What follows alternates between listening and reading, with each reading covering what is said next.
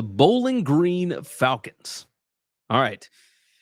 You guys know I don't necessarily believe in Scott Leffler, but they did make a bowl game last year, so that is a step in the right direction. We're going to pull it up on the screen here so you can see my notes. Scott Leffler led them to a 6-7 record last year. They lost the bowl game to New Mexico State, went 4-8-1 against the spread, 5-3 in the conference. Their projected win expectancy was 5 wins and about 7 losses, 5.03, 6.97. You can see it up at the top of the screen there. Their projected record for this season, 4.265 and 7.735. So here is the thing. Last year, they had a ton of returning production. I think they were top 5 in the country last year in returning production.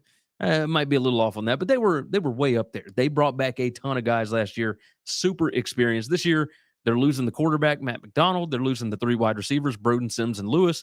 They're losing their safety, Chris Bacon, the linebacker, DJ Taylor, the defensive lineman, Carl. They got a lot of guys that they are missing this season. You look at their explosiveness last year, number 38. You look at their PPA per drive, number 99. So they weren't exactly consistent, but they were able to hit some big plays last year. And that'll start us off with the offense here. They were explosive, but no consistency. As I just said, they're losing their left guard and their center from the offensive line, which wasn't great anyway. They're going to need to improve their run and pass blocking. They bring in quarterback Connor Bazelak from Indiana. He was at Missouri, went to Indiana, now he's at Bowling Green. Last year at Indiana, he only averaged 5.4 yards per pass attempt, and that's after going 6.8 and 7.3 yards per pass attempt at Missouri. This is a big thing that Bowling Green's going to have to do is show a little consistency throwing down the field, and we got to figure out whether or not Bazelak can do that, right? Now, we'll move over to the defense here. The defense was good at pressuring the quarterback, but they're losing 53% of their quarterback pressures. They're losing a lot of key players. As I've mentioned, 4 of their top 6 tacklers and 4 of the top 6 in tackles for loss. The linebacker core is a strength, even though they lose DJ Taylor.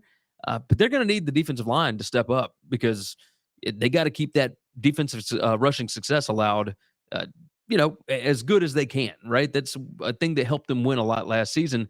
They were number 43 in rushing success allowed last year. They were number 55 in PPA per drive allowed on defense last year. That was a big reason why they were able to win games. They won some close games, right? The key players, I brought up Bazelak, the quarterback that transferred in. They've got middle linebacker Darren Anders back, the wide receiver Hilary. I hope I'm saying that right. The outside linebacker Demetrius Harden, safety Trent Sims. Their luck rank last year. Again, brought this up with Akron, bringing it up here. Injury luck, turnover luck, etc. They were number 8 in the country last year in luck. Like balls just bouncing their way, right? They're projected favorites in only 2 games this year. They got 4 toss-ups. Look, we'll look at the keys to the season. 6 wins last year is all they had. And they were by an average of 6 points. 5 of them were by 1 possession. They had 6 regular season losses that were by an average of 25 points. 5 of their losses were by 24 points or more. The schedule is not nearly as favorable as last year's was. Like they found out how to win close games last year. They were 5-1 in 1 possession games.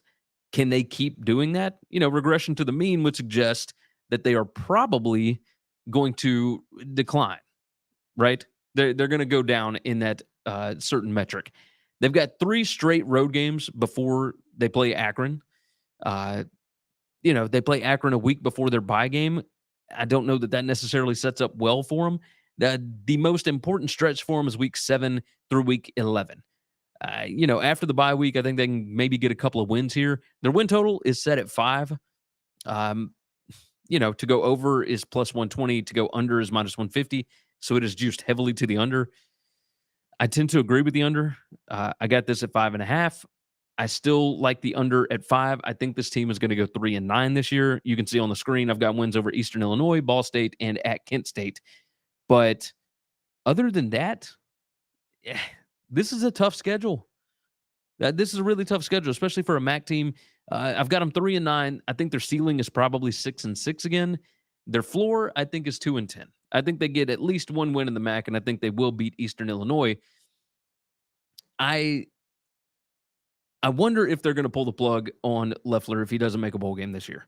Like, you should be at a point, even if you're turning over a lot of guys, that you should be able to somewhat consistently compete to be in a bowl game. Yeah, compete in the MAC. And I don't know that this team with this roster is capable of doing that. And so, Bowling Green, I got it about 3-9. Thanks for listening to Winning Cures Everything. Make sure and follow me on Twitter at GaryWCE. If you want to toss in a question, you can email me, Gary@winningcureseverything.com. Make sure and hit that subscribe button, and we'll see you next time.